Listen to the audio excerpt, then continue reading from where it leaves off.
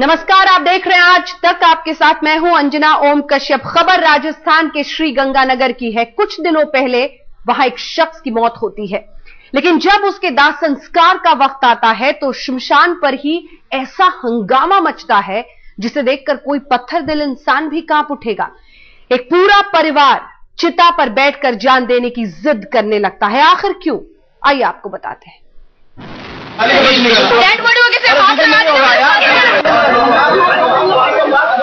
इन तस्वीरों को देखकर किसी का भी दिल दहल जाए। जिस जगह पर यह चीख पुकार मची है उसकी कल्पना करके ही शरीर सिहर जाए। ये घमासान कहीं और नहीं, शमशान की एक चिता पर हो रहा है। किसी को भी झकझोर देने वाली ये तस्वीर है राजस्थान के श्री गंगानगर की, जहां एक पिता की रहस्यमयी मौत पर पूरा परिवार त्राहिमाम कर रहा है, इंसाफ की मांग कर रहा है और पुलिस की बेरहमी से खुद ही चिता पर जान देने की जिद कर रहा है।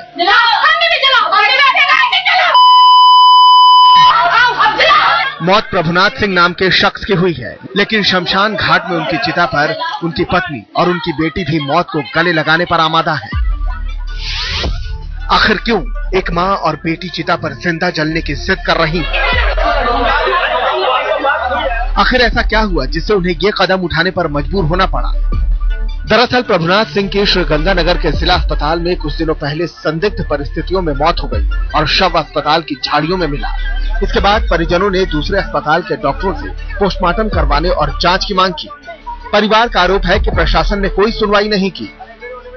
पापा के जो शव है वो झाड़ियों में मिलता है और आके कहते हैं कि तुम्हारे जो हस्बैंड है उनकी डेथ होगी, आके कर लो। जब हम जाते हैं 10-5 मिनट में फोन करते हैं, आके शिनाख्त करो, 10 मिनट में मोर्चरी रूम में रख देते हैं। हालांकि प्रशासन का साफ कहना है कि पीड़ित के परिवार की सभी मांगे मान ली गई थी। उनको दोनों मांगे मान ली गई और पोस्टमार्टम बाहर की टीम से कराया गया और FIR भी दर्ज की गई। उसके बाद भी उसके परिजनों ने शव लेने से मना कर दिया। पिछले 2 दिन से उनके साथ पुलिस लगी हुई थी कि वो शव लें और उसे जलाएं।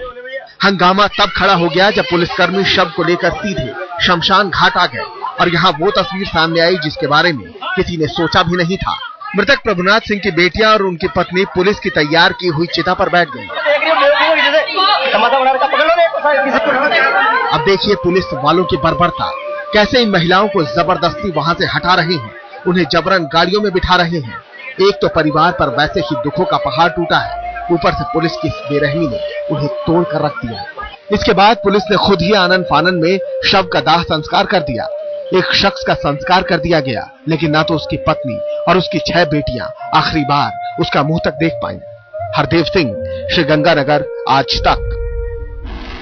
कई गंभीर सवाल खड़े हो रहे हैं। खुद प्रभुनाथ सिंह की मौत ही अब संदेह के घेरे में है, लेकिन सबसे बड़ा सवाल पैदा हो रहा है उस पुलिस के बर्ताव पर जिसने पीड़ित परिवार को मृतक का चेहरा तक नहीं देखने दिया। पहले एक शख्स की संदिग्ध मौत, फिर शव के दाह संस्कार पर जबरदस्त हंगामा और आखिर में पुलिस के अमानवीय व्यवहार पर कई सवाल। गंगानगर के अभी सभी व्यक्तियों के चेहरे पर, जुबान पर एक ही बात है कि जिस प्रकार से हिंदू रीति रिवाज को अनदेखा करके प्रभुनाथ के परिवार वालों के साथ जिस प्रकार से जाति की गई, 3-4 दिवस पूर्व आज के चिकित्सालय में डॉक्टरों की लापरवाही से एक मरीज की लाश झाड़ियों में मिलती है। मृतक प्रभुनाथ सिंह के परिवार को सांत्वना देना तो दूर, पुलिस की बर्बरता कैमरों में भी कैद हो गई।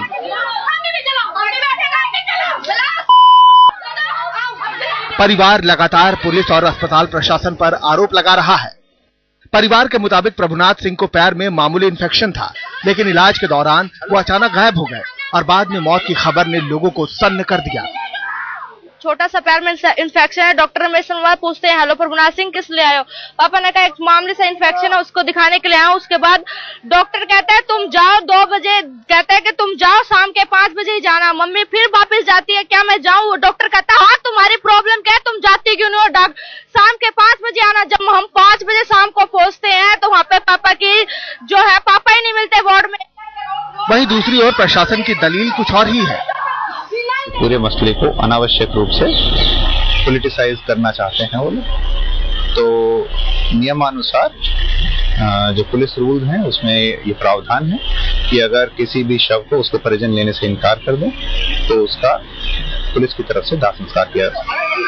पुलिस जो भी तर्क दे, लेकिन सवालों के घेरे में पुलिस और अस्पताल दोनों आते हैं।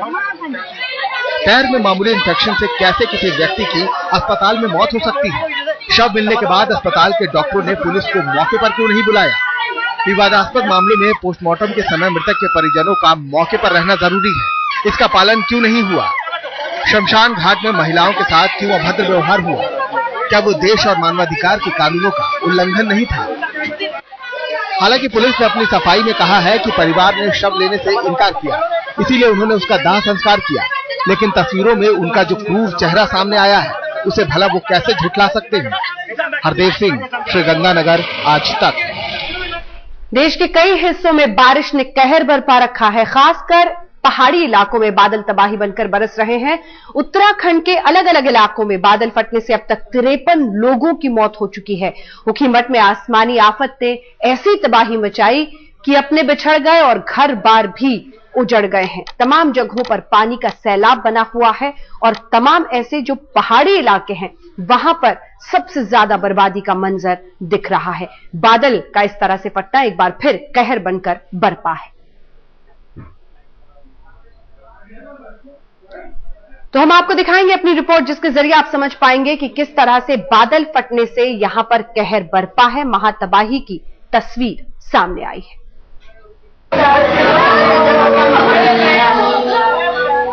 उत्तराखंड के ऊखीमठ में बादल ऐसा फटा कि लोगों की आंखों में आंसुओं का सैलाब छोड़ गया।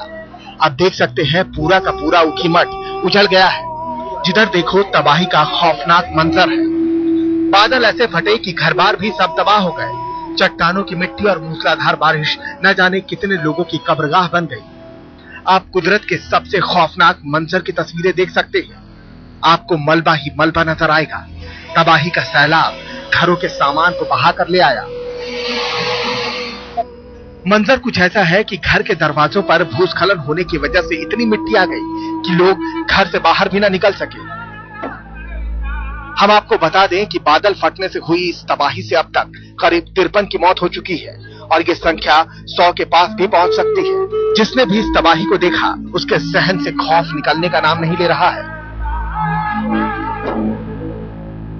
अचानक से बारिश का आवाज आई है और हम लोग घबरा के अचानक से बाहर आने की कोशिश की। जैसे बाहर आए मैंने दरवाजा खोला तो जैसे दरवाजा खोला तो मेरी सांस एकदम से रुक गई। रुद्रप्रयाग में कुदरत का ये प्रकोप भी खत्म नहीं हुआ है। अलग अलग इलाकों से रोज लाशें बरामद हो रही हैं। 13 सितंबर की रात इस महातबाही ने सब कुछ बर्बाद करके रख दिया। रुद्रप्रयाग के किरोड़ा, मल्ला और टिमरी गांव में भी बादल फटा। हम आपको बता दें कि यहाँ 9 लोगों की मौत हो गई, जिसमें एक ही परिवार के 5 लोग शामिल हैं। हम आपको बता दें कि ये परिवार सेना में शामिल है, जो छुट्टी मनाने के लिए जम्मू कश्मीर से यहाँ आया था। नुकसान का तो आकलन नहीं हो सकता है। इतना नुकसान हो गया, आधा गाँव कम हो गया। और जब परसों बारिश थी, पूरे दिन भर बारिश थी और रात को भी जब मतलब 11-12 बजे करीब बारिश हुई तो हम लोग गाँव से भागने लगे। स्थानीय लोगों से लेकर सेना के जवान भी राहत कार्य में जुटे हुए हैं। लोग मलबा हटा हटा कर लाशें निकालने की कोशिश कर रहे हैं। पीड़ित परिवारों को राहत शिविरों में भेज दिया गया है, लेकिन यहाँ लोग अपनों को खोने का मातम मना रहे हैं। कुदरत के इस कहर ने कई परिवारों से उनका सब कुछ छीन लिया है। अब उनके पास आंसुओं के सिवा कुछ भी नहीं है।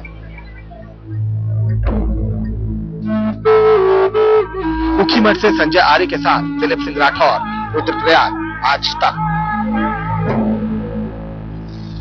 उत्तर प्रदेश में भी देर से आई बरसात ने सब कुछ बर्बाद कर दिया। फसलें डूब गई, लोगों की जान पर बनाई। बारिश की वजह से तमाम नदियों में बाढ़ आ गई है और सैकड़ों गांव पानी से घिर गए हैं।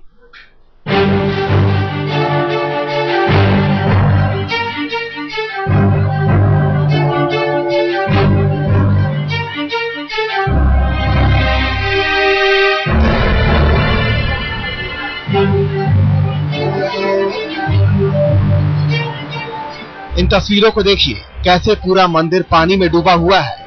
सैलाब ने भगवान के घर को भी डुबो दिया है। जिधर देखो पानी ही पानी है, और पानी भी थोड़ा बहुत नहीं।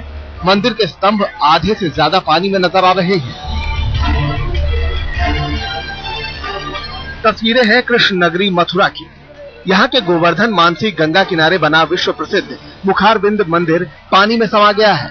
पिछले कुछ दिनों से हो रही तेज बारिश के चलते मानसी गंगा का जलस्तर इतना बढ़ गया कि मंदिर में भगवान की शिलाएं तक पानी में डूब गई। आप देख सकते हैं कि श्रद्धालु पानी में ही मंदिर के अंदर पूजा कर रहे हैं, आरती हो रही है। लेकिन दुखद बात यह है कि इतने मशहूर मंदिर के डूबने पर भी प्रशासन की आंख नहीं खुली है।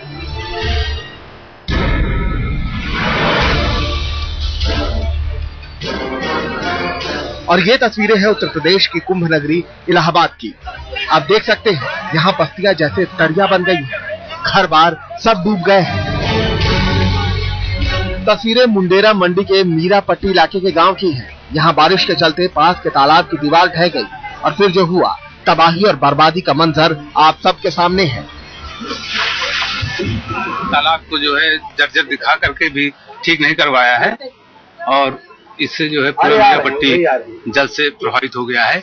हमारे घर में पानी भरा हुआ है, पूरा घर भर गया, छोटे छोटे बच्चे हैं, ऊपर दूसरे को बुला के बच्चों को निकाला गया है। आप देख सकते हैं कि कैसे लोग अपनी जान बचाने के लिए ऊंची दीवारें फांद रहे हैं। पानी से बचने के लिए लोग छतों पर भाग रहे हैं। पानी निकालने के लिए सेना की मदद ली जा रही है। इस तबाही से अब तक मंडका मंडी इलाके में 5 लोगों की मौत भी हो चुकी है।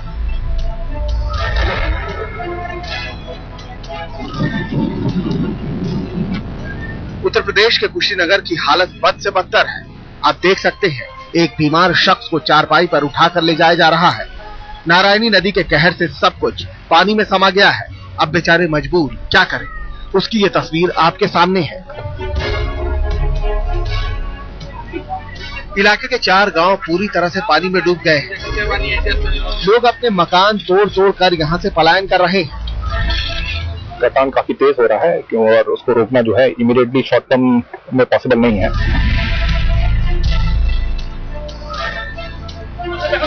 यूपी के हालात लोगों को डरा रहे हैं। कुदरत का प्रकोप लोगों पर तबाही बनकर बरस रहा है।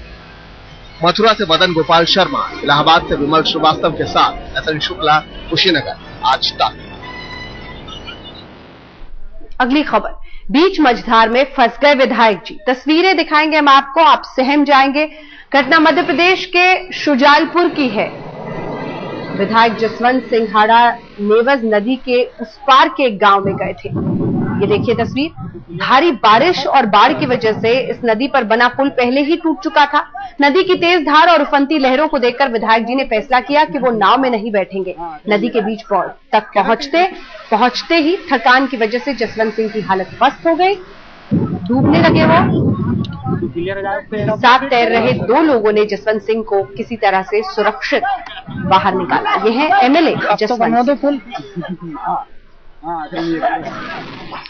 बात पटना की, पिछले 24 घंटे में हुई भारी बारिश से पटना में पानी ही नजर आ रहा है। पूरे शहर में जनजीवन अस्त व्यस्त हो गया है। पटना में सड़कों पर जगह जगह पानी भर गया है। पिछले 2 दिनों से हुई लगातार बारिश की वजह से हालात खराब होते जा रहे हैं। और अब आइए इंडिया 360 में बात करते हैं सरकार की मुश्किलों की। कांग्रेस के लिए कोयला आवंटन घोटाला की किताब से हर दिन एक पन्ना नई मुसीबत लेकर आता है। अब तो केंद्रीय गृह मंत्री सुशील कुमार शिंदे का नाम भी इससे जुड़ने लगा है। मेल टुडे के मुताबिक शिंदे ने भी एक कंपनी के लिए प्रधानमंत्री को सिफारिशी खत लिखी थी। कोयला घोटाले की कालिख से केंद्रीय गृह मंत्री सुशील कुमार शिंदे का दामन भी नहीं बच पाया। अंग्रेजी अखबार मेल टुडे ने खुलासा किया है कि गृह मंत्री शिंदे ने ओडिशा की एक निजी कंपनी को कोयला खदान दिलवाने के लिए सिफारिश की थी। उस कंपनी का नाम है BEL यानी Bhushan energy limited. Mail today के मुताबिक शिंदे ने 20 सितंबर 2007 को सिफारिशी चिट्ठी पीएम के नाम लिखी थी। उस वक्त शिंदे बिजली मंत्री हुआ करते थे। चिट्ठी में शिंदे ने ओडिशा के अंगुल जिले में 2000 मेगावाट के पावर प्लांट को शुरू करवाने की बात कही थी। पीएम को सिफारिशी चिट्ठी लिखने के बाद सुशील कुमार शिंदे भी मानते हैं, लेकिन जवाब में जो दलील उन्होंने दी आप भी सुनिए। देखिए, जो मैंने चिट्ठी लिखी थी वो जब पावर मिनिस्ट्री में था तभी मैंने वो प्रेस वालों को भी बोला है उनको, और वो चिट्ठी जब लिखी थी उसकी ग्राउंड जो कंपनी ने लिखा था मुझे, उस पर पावर हमारे को निर्माण करना था। लेकिन आपको पता है कि उसने जो फॉल्स उसमें केसेस आ गई थी तो उसके लिए उसको कोल ब्लॉक मिला नहीं। वैसे अभी तक कोयला आवंटन घोटाले के मुद्दे पर सुशील कुमार शिंदे का नाम दूर दूर तक चर्चा में नहीं था। 2 दिन पहले तक सुशील कुमार शिंदे कोयला आवंटन घोटाले के बारे में कह रहे थे, जनता सब भूल जाती है। बाद में जब बयान पर बवाल बढ़ा तो अपने बयान को मजाक बता दिया।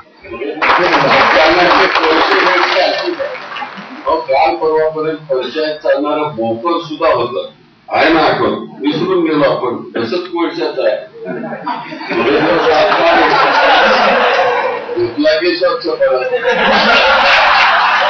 मैंने भाषण में बताया कि कल ये जोक में वहाँ एक फंक्शन में जोक हो गया था, तो उसमें बोला था कि आप कोयला हाथ में पकड़ा है तो धो लीजिए, हाथ स्वच्छ हो जाते हैं, यही बात हमने कही थी। लेकिन आपने ये कहा था कि देश की जनता है वो सभी घोटाले की जगह कोयले के घोटाले को भी भूल जाएगी। नहीं, हमने ये कहा था कि कहीं एविडेंस नहीं मिलते हैं तो इस तरह भूल जाते हैं। वैसा वो पेट्रोल के बारे में भी हो गया था, कई बारे में हो गया है। कोयला आवंटन घोटाले में जिस तरह के कर कांग्रेस के नेताओं के नाम जुड़ते जा रहे हैं, कालिख की इस मोटी परत को साफ करना सरकार के लिए आसान नहीं रह जाएगा। सुशील कुमार शिंदे ने मजाक में कहा था कि हाथ धोने से कोयले की कालिख धुल जाएगी और लोग इसे भूल जाएंगे, लेकिन मेल टुडे के खुलासे के बाद अब उन्हें इस बात का यकीन हो गया होगा कि अगर पुराने पन्ने पलटे जाएं तो पुरानी बातें याद आ ही जाती है। कैमरामैन अशोक वनोद के साथ शमशेर सिंह, दिल्ली, आज तक।